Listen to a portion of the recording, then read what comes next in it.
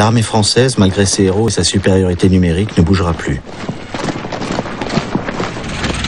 Son chef, Maurice Gamelin, 67 ans, a le titre de généralissime, ce qui signifie qu'il commande les forces alliées françaises et britanniques.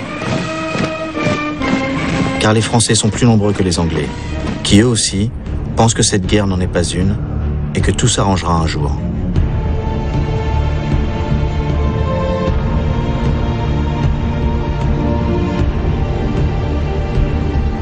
Gamelin, lui non plus, ne veut pas recommencer la guerre de 14. Il veut à tout prix éviter une nouvelle hécatombe.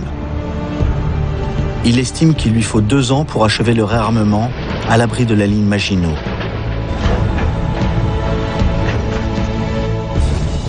André Maginot, un ministre de la Défense des années 30, voulait avec cet ensemble de fortifications arrêter pour toujours l'ennemi allemand.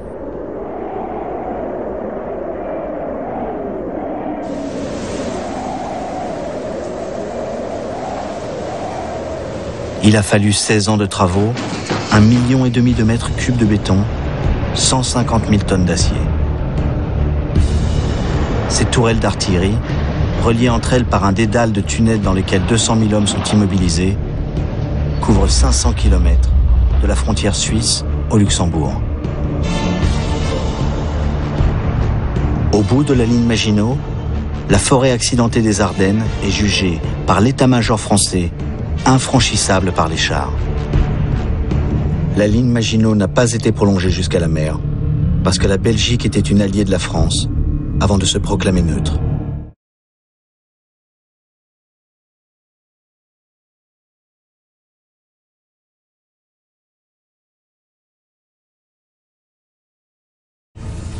Le 9 mai 1940, Hitler a quitté Berlin à bord de son train spécial baptisé America.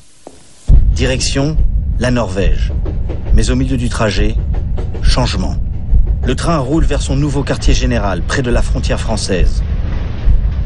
Hitler dit « Messieurs, l'offensive vient de commencer. » Ses généraux lui avaient soumis leur plan de bataille pendant l'hiver. Ce plan était le même que celui de 1914. L'attaque par la Belgique. Hitler a préféré l'idée du général von Manstein. Hitler dit « Il faut faire croire à cette attaque par la Belgique.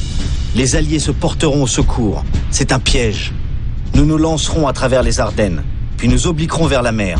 Ce sera un coup de faucille qui les encerclera. » En fait, ce coup de faucille est encore un coup de poker, parce que les Alliés pourraient se retourner et briser l'attaque. Mais le Führer a confiance. Il dit « Le plus important, c'est qu'il fasse beau. »